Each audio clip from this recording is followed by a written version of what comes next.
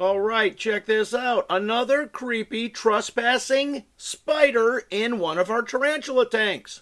So this is our Gooty Blue's tank, his habitat. We haven't seen him in a while, so we've been setting up the camera at night.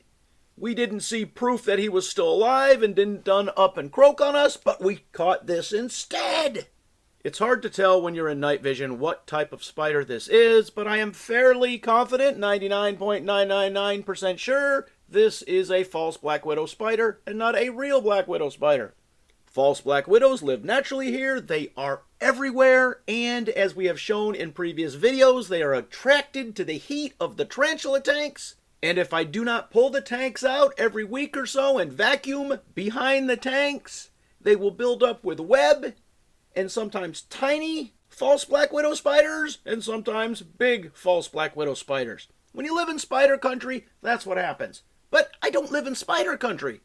I guess everywhere is spider country. In our area, we have giant house spiders, big and creepy. We find the tiny little jumping spiders, the little zebra-type spiders. You find them in the house. An occasional small crab spider, as we have shown in a previous video. And false black widows. Some people refer to these as cupboard spiders. Often, if they are darker than normal, they will really look like a black widow spider. But they just have the same body shape and style. They are not black widows, and they are essentially, they are harmless.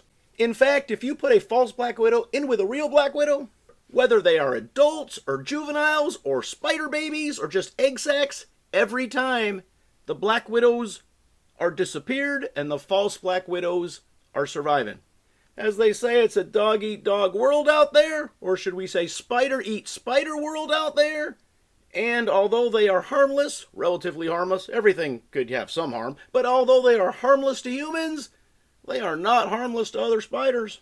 Which also means if our Gooty Blue was still alive, this false widow could have got in there and bit it and killed it dead.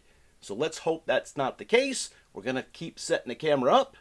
And hopefully we can get some proof of life of our Gooty Blue tarantula, because he looks so cool. And we've had him for a year and a half. Although he is fairly venomous and aggressive, and when I say venomous, I mean significantly detrimental to humans if he bites you.